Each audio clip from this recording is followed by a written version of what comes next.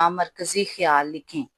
یا نظم کا خلاصہ ہوتا ہے اور یا یہ مرکزی خیال ہوتا ہے. 5 نمبر کا یہ کویسچن ہوتا ہے. 5 میں سے اگر آپ لوگ بہت زیادہ اچھا لکھتے ہیں تو آپ کو 4.5 مارکس جو ہیں وہ ہائیسٹ مل جاتے ہیں بورڈ کے ایگزامز میں، اور اسکول وغیرہ میں آپ کو تقریباً 4 مارکس جو ہیں وہ مل جاتے ہیں. تو لیکن بہت سارے بچے جو ہیں وہ نظم کا خلاصہ لکھنے سے جو ہیں وہ بہت زیادہ گھبراتے ہیں اور مرکزی خیال کو ہی جو ہے وہ پریفرنس دیتے ہیں. حالانکہ خلاصہ جو ہے وہ زیادہ آسان ہوتا ہے، اور اس کی وجہ یہ ہے کہ خلاصے میں آپ کچھ ڈیٹیلز جو ہیں وہ بیان کر سکتے ہیں. اور کچھ بچے جو ہیں وہ خلاصہ اور مرکزی خیال مکس کر دیتے ہیں.